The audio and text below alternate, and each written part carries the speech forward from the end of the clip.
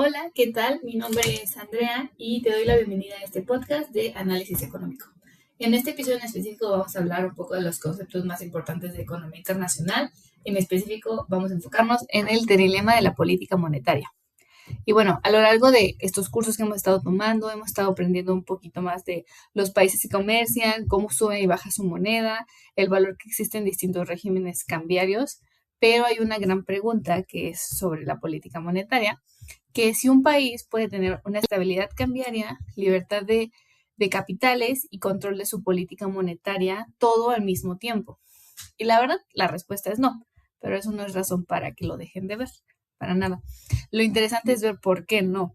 Esto nos va a ayudar a entender un poquito más de cómo puede haber crisis financieras, devaluaciones y las decisiones que que toman los bancos centrales de los países para regular esto. Y muchos problemas económicos que existen actualmente tiene como base esto. Así que en este podcast vamos a estar viendo un poquito del trilema de la política monetaria, qué es, por qué es que no es posible, cómo se relaciona con los regímenes cambiarios y cómo se refleja en algunos casos reales, en específico de Estados Unidos, México, Argentina, entre otros. Pues muy bien, ya que sabemos de qué va a tratar este episodio, vamos a empezar explicando un poco del contexto. El trilema político-monetario se conoce también como trilema imposible, que dice que un país no puede tener al mismo tiempo las siguientes tres cosas. Uno, tipo de cambio fijo. Dos, la libre movilidad de capitales. Y tres, política monetaria autónoma. Suena muy desarrollado, voy a explicar un poquito más de lo que son cada una. Pero bueno, en general es que un país no puede elegir entre las tres, más bien un país no puede elegir las tres, tiene que elegir entre dos de estas. Y el tercero necesariamente se tiene que sacrificar. A ver, veamos uno por uno qué es. El tipo de cambio fijo, que es el número uno, significa que un gobierno o el Banco Central mantiene estable el valor de su moneda frente a otro, como el dólar o el euro, que por ejemplo vemos que Estados Unidos mueve mucho su valor del dólar, ¿no? El libre movilidad de capitales, el número dos, implica que el dinero puede entrar y salir del país sin ninguna restricción. Y como número tres tenemos la política monetaria autónoma, que significa que el Banco Central de los países puede decidir libremente las tasas de interés, la cantidad de dinero que puede controlar para la inflación o el crecimiento. El problema es que con una economía globalizada, los tres objetivos entran en conflicto. Así que elegir dos automáticamente hace que se elimine la tercera opción. Ya veremos por qué. Muy bien, vamos a empezar con un caso para poder desarrollar y entender más el por qué no se pueden las tres al mismo tiempo. En este caso, vamos a tener el tipo de cambio flexible más la política monetaria autónoma, pero se va a sacrificar la estabilidad cambiaria de la moneda. Aquí estamos hablando de Estados Unidos. Estados Unidos permite que su moneda fluctúe libremente según la oferta y la demanda. El dólar sube y baja todos los días en los mercados internacionales. Es una noticia súper conocida. Y por esto ellos pueden subir y bajar tasas de intereses, combatir contra inflación, estimular el empleo, y sin preocuparse por, por tener que defender su tipo de cambio constantemente. Así que el país elige, en este caso, la política monetaria autónoma, la libre movilidad de capitales, pero sacrifica su tipo de cambio fijo. La desventaja es la volatilidad, pero la ventaja es que tienen mucha flexibilidad para poder responder a crisis.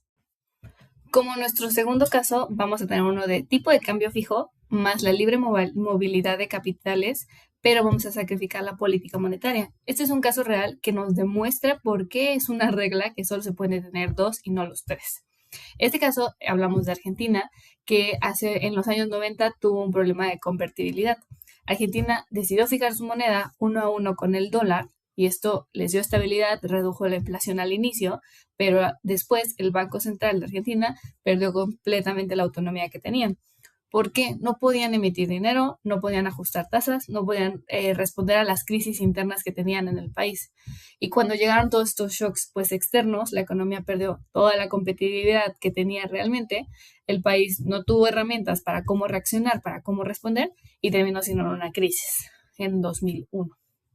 Y aquí en este caso se eligió tener un tipo de cambio fijo, sí, libre movilidad de capitales, sí, pero la política monetaria autónoma no, se perdió.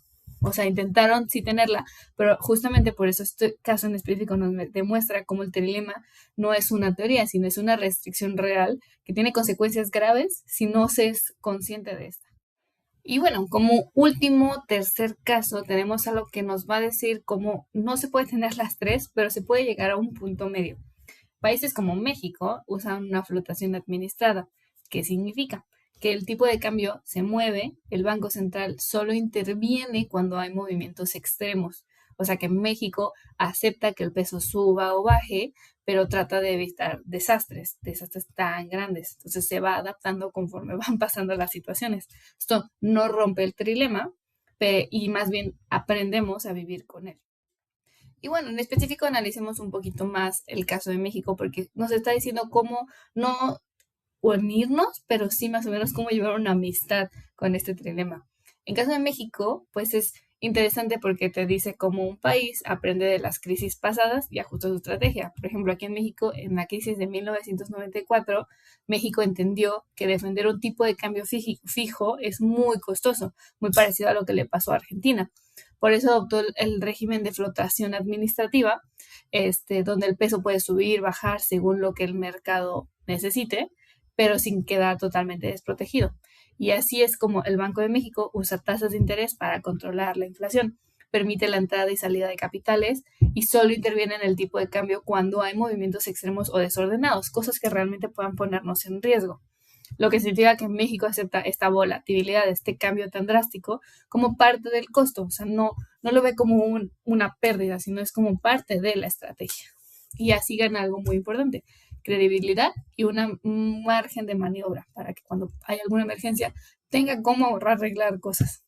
Esto puede traernos varias ventajas, que puede ser evitar crisis cambiarias abruptas, permite que reaccionemos ante choques externos como crisis financieras o la pandemia, da señales claras a los mercados sobre el compromiso con la estabilidad, lo cual es muy bueno porque al final de cuentas, cuando se quiere hacer tratados de comercio con México, claramente se quiere saber que va a haber estabilidad, que no están en riesgo. Y algunos de los riesgos que puede haber es que el tipo de cambio se mueve muy rápido, pero no suele ser tan abrupto. Las personas pues sienten también la depreciación a precios e inflación, y además el país sigue siendo sensible a pues a decisiones externas como cambios de tasas en Estados Unidos, que es algo que hemos notado y que hemos vivido los últimos años, y aunque obviamente es un problema, es una estrategia bastante buena para manejar este trilema. Pues bueno, en resumen, México no está eliminando el trilema, pero sí elige como la combinación más realista, no idealista. Pues sacrifica esta estabilidad total del tipo de cambio para conservar el control monetario y mantener una apertura financiera, que es más como estar listo a que las cosas pasen, ¿no? a emergencias. Que en México pues creo que es algo razonable. Y este caso pues demuestra que en la práctica los países no buscan soluciones perfectas, sino más bien algo que se adapta a su historia, a su economía y a los riesgos que como país tienen, porque claramente cada país tiene sus riesgos.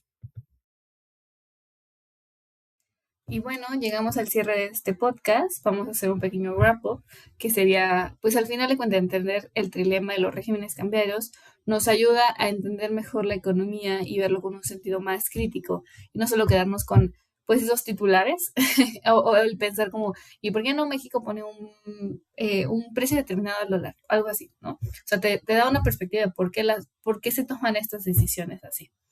Y en general, muchísimas gracias por escuchar este podcast. Invito a que sigan cuestionando las decisiones económicas que ven, las noticias que ven. Y bueno, nos vemos hasta la próxima.